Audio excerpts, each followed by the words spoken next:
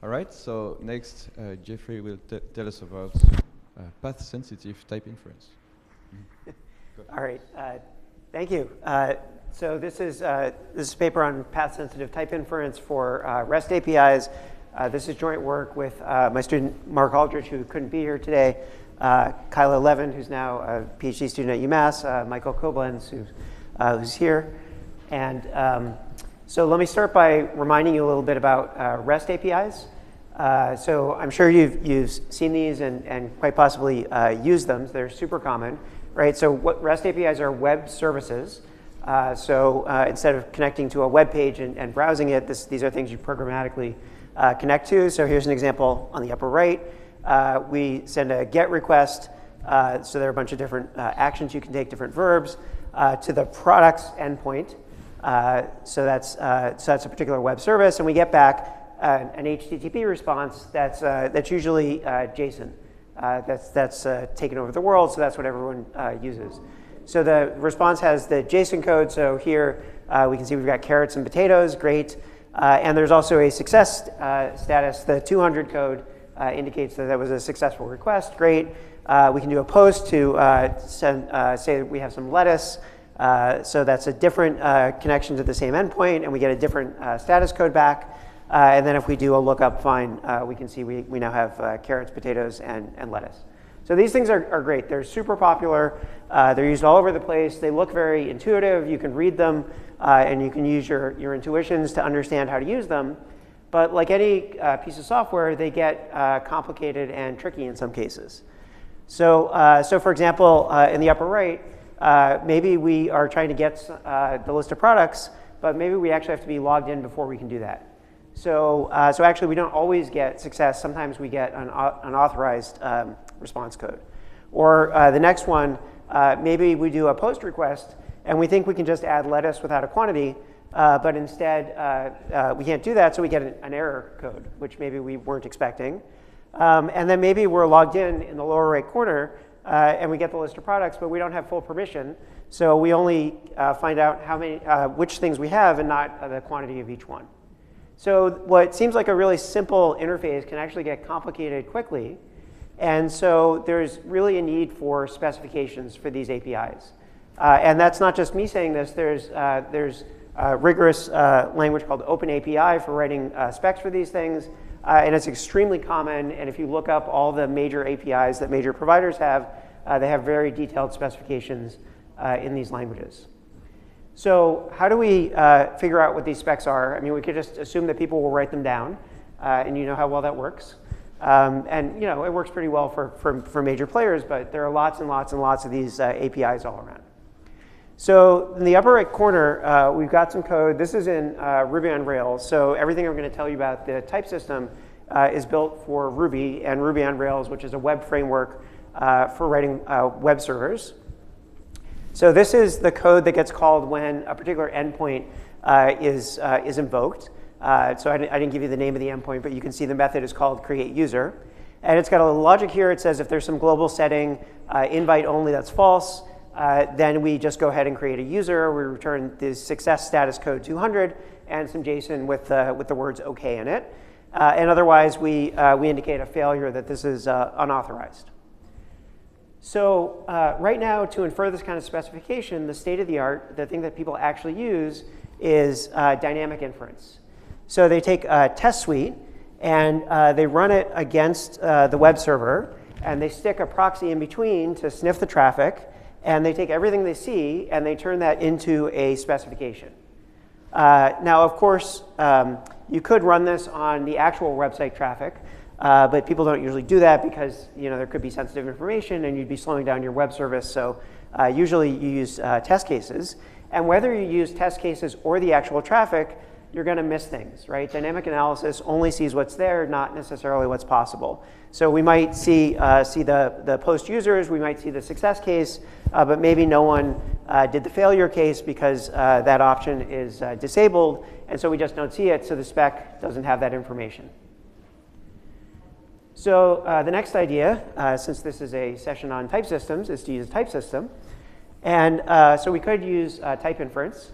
So if we run standard type inference on this, we can get some useful information back that covers all the cases, but is kind of imprecise. So here we look at that code, and we can see, well, at the end of that, status is going to be either 200 or 403. And those are singleton types, so we just lift the integers into types representing themselves. And then the JSON, we can see that, well, we might get either success or failure, and those are optional. That's what the question mark indicates. And this is helpful, but it doesn't quite give us what we need to use the API because it's too imprecise. So the idea that we introduce is to do a path-sensitive type system. And so the way we're going to do this is we're going to sort of borrow ideas from symbolic execution, where as you simulate the program, you accumulate a path condition, keeping track of which branches you took under conditionals. So a path type here is going to be, well, here it's a pair, but it could be an arbitrarily sized tuple, where there are these path conditions phi1, or in this case phi2, that tag types T1 and T2. And the way to read this is if each phi I holds, then this type represents type Ti. And the way these are set up in our type system, the disjunction of the phi i's always evaluates to true, so there will always be one arm of this under any path condition that you can pick. So this is going to let us keep track of very detailed information about what happens in one of these endpoints in this Ruby on Rails code and produce very precise, useful API specifications. So here's an example. So we've got the code on the upper right. The left has the type system as it follows the control flow graph at just a few key points. So initially, the JSON is just empty. I sort of hard-coded that in there to make that obvious. The path condition is true because there's been no branching. And if we go left, so if we take the true branch, then the JSON contains success, which is a string, and site setting invite only is false. If we go right, we get failed, and site setting invite only is true. And then when we merge, we get one of these path types that keeps track of, well, you can see it. It says if site setting invite only is true, then JSON will be failed. If it's false, it will be success. And then you can see the same thing for status. So we've got two super useful things here. One is that we can tell under which condition we get the different types for each possible variable in our program for JSON and status. And we can see correlations between them. So path-sensitive types or path-sensitive anything, one of the major uses is to look at correlations. So we can see that, you can see in the lower right corner, that if site settings is invite only is false, we get 200 and success. Otherwise, we get 403 and failed, which is exactly the information that we want. So that's what we did. I'm going to show you some results in just about a minute. Let me point out one problem with this. So it works remarkably well for a lot of code, but these web servers have a lot of business logic in them, and sometimes business logic is weird and quirky and big. So on the right, you can't really see it in detail unless you have super good vision. There's a huge stack of conditional ifs, and this comes from Canvas. And if you look at the control flow graph, it forms this kind of diamond pattern. And if you think about the number of paths through this sequence of diamonds, it's exponential, right? Because you could go left, right, left, et cetera, right? So if we use the approach I just described, this blows up. It doesn't work. It doesn't scale. And fortunately, there's a fairly simple trick we can play to make it scale to those examples.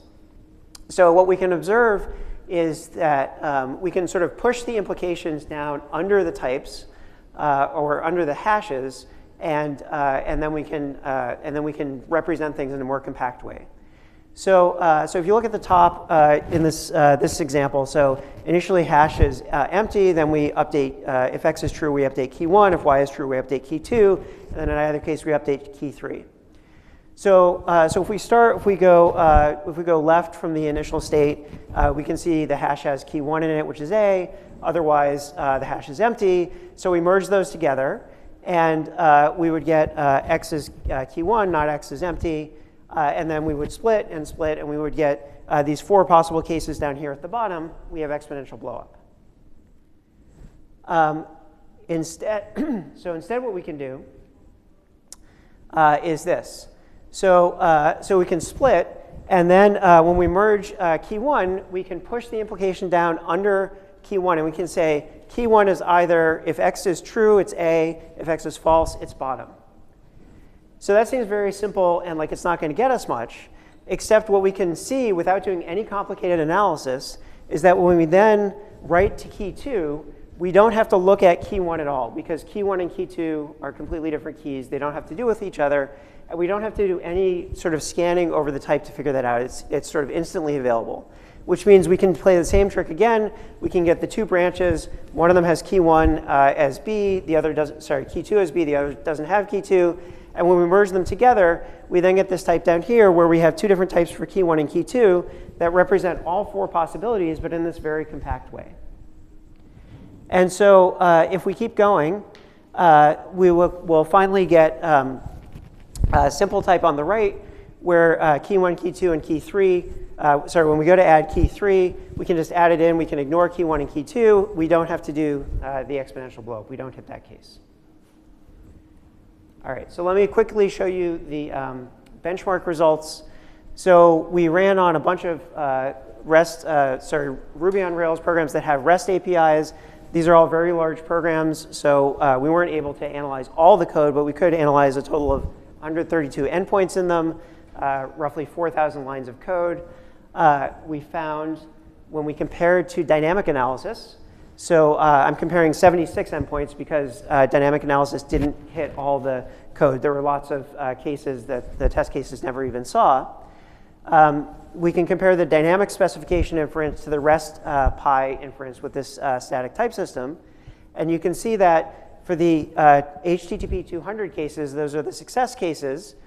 We got a couple more of them using RestPi. But where we really got a lot more is in the other cases, the error cases, the cases where something weird happened. We were able to infer many more specifications, 165 instead of 72. We didn't miss any fields in our static analysis. We found them all. We found a lot of additional fields that never showed up in testing, a total of 985 fields that were never mentioned, that you never saw in the dynamic tests. The dynamic tests were driven by test suites that came with the programs. And we also found a lot of cases where the test suites appeared to require a field because it always showed up in the output, but it turned out the field was actually optional if you looked at the code. And then the path merging thing that I went over very quickly, it turns out to be really important. So in the upper right corner of the right figure, you can see we got a bunch of timeouts in several of our examples because of exponential blowup. And those timeouts turned into, we could just run the code and get the result sort of quickly. All right, so RestPi performs path-sensitive type inference with path types. Merging is important. It lets us scale to large, complicated control flow, and it finds more and more accurate specifications than dynamic analysis. You can look at the paper to find out about handling layering of endpoints. And future work is actually interpreting the path conditions. Right now, we leave them uninterpreted, which turns out to be OK most of the time. We can just look at them and understand. But there could be interesting work in actually interpreting them for deeper analysis. All right, thank you.